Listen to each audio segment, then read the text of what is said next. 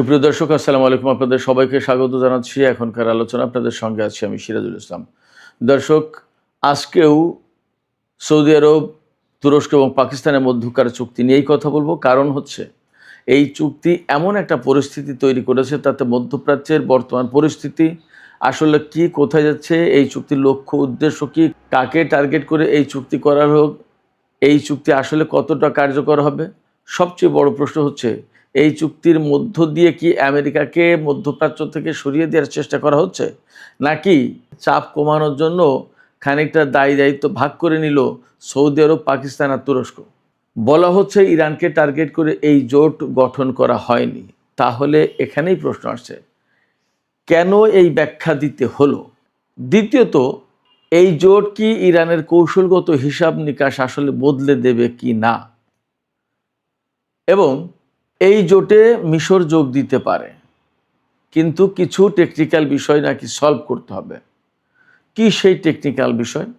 এবং মিশর যদি যুক্ত হয়, তাহলে সাধারণ ডিফেন্স প্যাক্ট অর্থাৎ সাধারণ প্রতিরক্ষা চুক্তি বা নিরাপত্তা চুক্তি থেকে এটা কি রিজিওনাল মুসলিম অ্যালায়েন্স এই ধরনের কোনো কিছু গঠন হয়ে যাবে কিনা।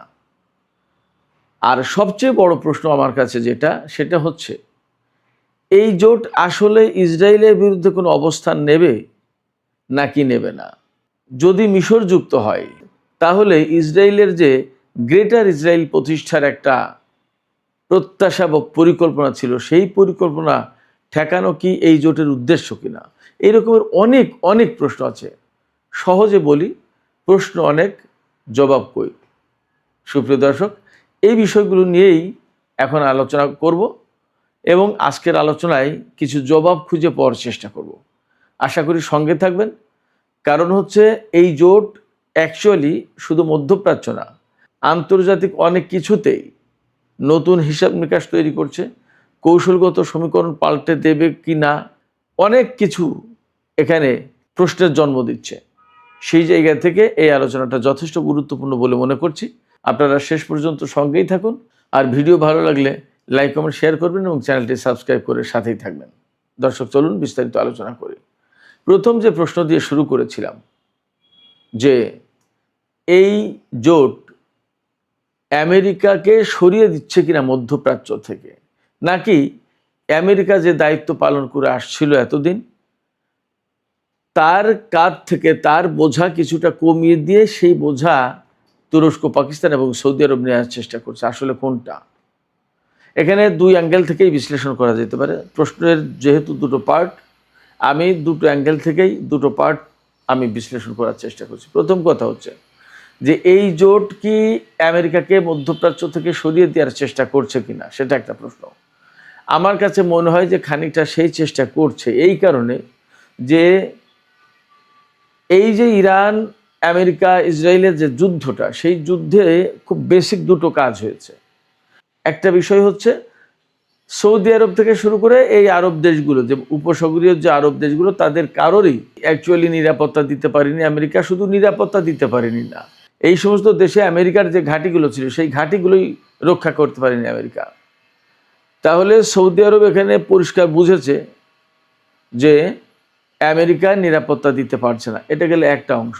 আর একটা অংশ হচ্ছে যে, আরব দেশগুলোর উপরে যখন আরব দেশগুলো বিভিন্ন বিমানবন্দরে বা মার্কিন ঘাঁটিতে যেখানে যেখানে মার্কিন বিমান এই সমস্ত ছিল, সেখানে যখন ইরান একের পর এক ক্ষেপণাস্ত্র এবং ড্রোন হামলা চালিয়েছে, সেইগুলো রক্ষা যতটা করার চেষ্টা করেছে, তার চেয়ে সবার আগে ইসরায়েলের নিরাপত্তা রক্ষাটা আগে করেছে।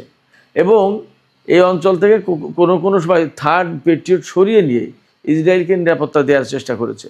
এবং সৌদি আরব বা আরব দেশগুলোর উপরে যে সমস্ত ক্ষেপণাস্ত্র বা ড্রোন ছুড়েছে ইরান, সেগুলো ঠেকানোর চেয়ে ইসরায়েলকে লক্ষ্য করে যে সমস্ত ক্ষেপণাস্ত্র এবং ড্রোন ছুড়েছিল ইরান, সেইগুলোকে ঠেকানোর চেষ্টা করেছে বেশি। এগুলো চোখের সামনেই সৌদি আরব এবং অন্য আরব দেশগুলো দেখেছে।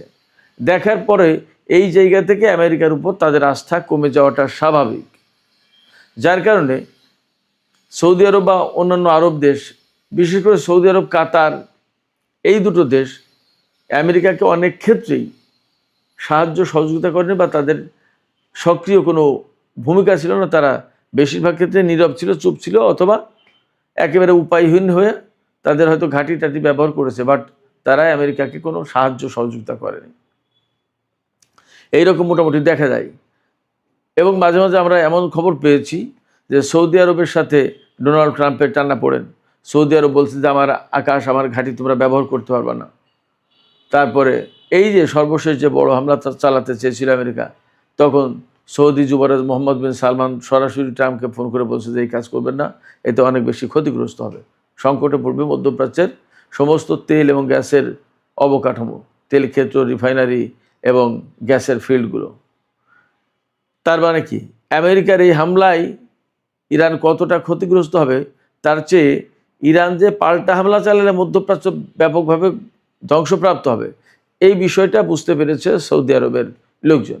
এই জন্য তারা আমেরিকার উপর আস্থা না রেখে বরং বলছে যে আপনারা হামলা করবেন না ইরানের উপর, আপনারা ইরানের উপর হামলা করলে ইরান যে পাল্টা প্রতিশোধ দেবে আরব দেশগুলোর উপরে, তার ক্ষয়ক্ষতি আমাদের উপর দিয়ে যাবে। তার মানে আমেরিকার উপর কিন্তু তাদের আস্থা নেই, এটা একটা বাস্তব দিক। কিন্তু তুরস্ক, সৌদি আরব এবং পাকিস্তান, তিনটা দেশই যেহেতু আমেরিকার পক্ষের দেশ, এবং তিনটা দেশের সাথে আমেরিকার সম্পর্ক হচ্ছে, আমি গত রাতের ভিডিওতে বলেছি যে তুরস্ক হচ্ছে সরাসরি নেটো জোট অর্থাৎ মার্কিন নেতৃত্বাধীন সামরিক জোটের সদস্য। সে যদি এখানে এসে জোট করে, আবার তার সাথে ইসরায়েলের সম্পর্ক কিন্তু কম বেশি আছে, সে যদি এখানে এসে জোট করে তাহলে ইরানকে রক্ষার জন্য জোট করছে, মুসলিম স্বার্থ রক্ষার জন্য জোট করছে, নাকি আমেরিকা যেটা করতে পারেনি সেটা করার জন্য জোট করছে? অর্থাৎ এখানে যেহেতু তিন দেশই মুসলিম দেশ এবং আঞ্চলিক দেশ, এরা যদি জোট করে তখন ইরানের পক্ষে এই সমস্ত জায়গায় যুদ্ধ করাটা কঠিন হয়ে যাবে, কারণ মুসলিম ভ্রাতৃঘাতী যুদ্ধ হিসেবে গণ্য হবে। আবার শিয়া সুন্নির একটা প্রশ্ন আসছে, এরকম অনেক হিসাব নিকাশ আছে। তাহলে আলটিমেটলি আমেরিকার স্বার্থ কিন্তু রক্ষা করে এই দিক দিয়ে। আসলে কোনটা, অনেক অনেক অস্পষ্টতা আছে, অনেক প্রশ্ন আছে এই সব জায়গায়। এরপরে আমরা যদি দ্বিতীয় পয়েন্ট নিয়ে আলোচনা করি, ইরানকে টার্গেট না করেও কি ইরানের যে কৌশলগত একটা শক্তিমত্তা বা তার যে অবস্থান ছিল বা আছে, সেইটাকে দুর্বল করার চেষ্টা করবে এই জোট, সেটা কি না? প্রথম প্রশ্ন হচ্ছে যে তুরস্কের পররাষ্ট্রমন্ত্রী হাকান ফিদান তিনি বলেছেন সরাসরি যে আমরা ইরানকে টার্গেট করে এই জোট গঠন করিনি। এই কথার ভেতরেই সবচেয়ে বড় প্রশ্ন রয়েছে যে তাকে এই কথা কেন বলতে হচ্ছে যে ইরানকে টার্গেট করে আমরা করিনি, এই কথা কেন বলতে হলো? তার মানে ভেতরে কি কোনো কিন্তু আছে, কোনো কিছু লুকানো আছে কিনা, সেই প্রশ্ন কিন্তু অনেক বড় প্রশ্ন। অর্থাৎ আপনি যখন ব্যাখ্যা দিচ্ছেন তখন কিন্তু আপনার ব্যাখ্যার প্রয়োজনীয়তা কি, কেন আপনি ব্যাখ্যা দিলেন, সেই প্রশ্নই কিন্তু উঠে আসে যে আপনি কেন বলছেন এটা। আপনার কাছে তো জানতে চায়নি কেউ যে এটা ইরানকে লক্ষ্য করে কিনা, বা ইরান তো বলেননি যে আমাকে লক্ষ্য করে তোমরা এই জোট করলে, তাহলে আপনি কেন বলছেন যে ইরানকে লক্ষ্য করে না? এই প্রশ্ন কিন্তু অনেক বড় প্রশ্ন। তো সেই জায়গা থেকে প্রশ্ন হচ্ছে যে এই জোট ইরানের কৌশলগত হিসাব নিকাশ বদলে দেবে কিনা। ইরানের কৌশলগত হিসাব নিকাশটা কি?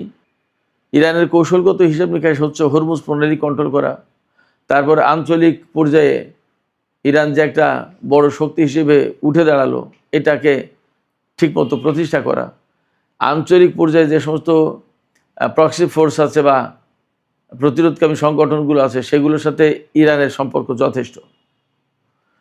এখন এই প্রক্সি ফোর্সগুলোকে কিন্তু আমেরিকা এতদিন ধরে ডিসম্যান্টেল করার চেষ্টা করেছে, ধ্বংস করার চেষ্টা করেছে, ইসরায়েল ধ্বংস করার চেষ্টা করেছে, এদের উপরে নিষেধাজ্ঞা আরোপ করেছে, এদেরকে সন্ত্রাসী সংগঠন বলেছে, কিন্তু ইরান এদের সাথে সম্পর্ক মেনটেন করেই চলেছে। এবং এখন তারা কিন্তু আঞ্চলিক পর্যায়ে বেশ ভালো শক্তি, ইসরায়েলের সাথে আমেরিকার সাথে কম বেশি টুকটাক যুদ্ধ করেছে। এই পর্যায়ে এসে ইয়েমেনের সাথে যে যুদ্ধটা সৌদি আরবের বর্তমানে চলছে, এর ভেতরে ইরাকের রেজিস্ট্যান্স ফোর্সের উপরে কিন্তু সৌদি আরব হামলা চালিয়েছে। সৌদি আরব হামলা চালানোর পরে ইরাকের রেজিস্ট্যান্স ফোর্স এবং ইয়েমেন তারা পরিকল্পনা করেছিল যে অ্যাট এ টাইম তারা দুই পাশটা সৌদি আরবের উপর হামলা চালাবে, কিন্তু কোনো না কোনো কারণে হামলাটা বন্ধ করেছে। হয়তোবা ইরান অনুরোধ করেছে যে এখন না, এই জোট গঠন আমরা তাদের সাথে বোঝাপড়া করি কিভাবে কি করতে চাই, কি বিষয়। কিন্তু ফ্যাক্ট হচ্ছে কি, যে প্রতিরোধকামী সংগঠনগুলোর বিরুদ্ধে এতদিন যুদ্ধ করেছে ইসরায়েল এবং আমেরিকা, সেই প্রতিরোধকামী সংগঠনগুলোর বিরুদ্ধে এখন সরাসরি সৌদি আরব যুদ্ধ করবে বা হামলা চালিয়েছে, তো হামলা চালিয়েছে, এখন যদি তারা পাল্টা হামলা চালায় তাহলে তুরস্ক এবং পাকিস্তান তো তাদের বিরুদ্ধে সৌদি আরবের সাথে মিলে হামলা চালাবে। তাহলে আঞ্চলিক পর্যায়ে ইরান এতদিন যে নার্সিং করলো বা সম্পর্ক বা সাপোর্ট দিয়ে এই সমস্ত সংগঠনগুলোকে বেশ খাড়া করে তোলার জন্য চেষ্টা করলো, সেই চেষ্টায় কি এখন পানি ঢেলে দেবে সৌদি আরব, পাকিস্তান এবং তুরস্ক? এই প্রশ্ন কিন্তু আসছে। যে কাজ করে খুব বেশি সফল হতে পারেনি আমেরিকা এবং ইসরায়েল, সেই কাজ কি এখন আমেরিকা বা ইসরায়েল তুরস্ক, পাকিস্তান এবং সৌদি আরবকে দিয়ে করাচ্ছে কিনা, সেটা কিন্তু একটা বড় প্রশ্ন। এরপরে আরেকটা প্রশ্ন, তুরস্কের পররাষ্ট্রমন্ত্রী হাকান ফিদান বলেছেন যে মিশর এই জোটে যোগ দেবে এবং আমরা তাকে কার্যত বা ন্যাচারালি আমাদের সদস্য বলেই মনে করছি। কিছু সামান্য টেকনিক্যাল ইস্যু আছে, এই ইস্যুসগুলো সলভ হলে আমরা তুরস্ককে নিয়ে নেব এবং তুরস্ক জোটে যোগ দেবে। এখানে বেশ কয়েকটা প্রশ্ন আছে। এখানে হাকান ফিদান সাংবাদিকদের বলেছেন, বা আল জাজিরায়, ডনে, বিভিন্ন জায়গায় রিপোর্ট হয়েছে যে 3টা দেশ এর ফাউন্ডার সদস্য হিসেবে থাকতে চাচ্ছে। সেই 3টা দেশকে তুরস্ক, সৌদি আরব এবং পাকিস্তান। এখানে সৌদি আরবের বিপুল অর্থ আছে, তুরস্কের আছে টেকনোলজি, আর পাকিস্তানের আছে বিশাল সামরিক বাহিনী, পরমাণু শক্তি এবং সম্ভবত ভালো ইঞ্জিনিয়ারিং সিস্টেম। তো এই জায়গায় এদের মাতবর হবে কে, সেটা কিন্তু একটা প্রশ্ন। নেতাকে, আমি সে প্রশ্ন তুলেছিলাম যে জোট যে গঠন হচ্ছে তা এদের নেতা হবে কে। আমি একটা কথা আমি আপনাদেরকে বলে রাখি, সৌদি আরব তার নেতৃত্ব সহজে কারোর হাতে ছেড়ে দিতে চাইবে না। আবার এরদোগান কিন্তু যথেষ্ট নেতৃত্বের প্রত্যাশা এবং নেতৃত্ব দিতে চায়, এবং সব জায়গায় কিন্তু তার একটা নেতৃত্ব থাকবে। সব জায়গায় এরদোগান আছেন এরকম একটা ভাব কিন্তু থাকতে হয়। মুসলিম বিশ্বের তিনি নেতা, এরকম একটা ফ্লেভার বহু বছর ধরে তিনি প্রতিষ্ঠার চেষ্টা করে আসছেন। সেক্ষেত্রে এই জায়গায় একটা বড় ব্যাপার আছে যে নেতাকে।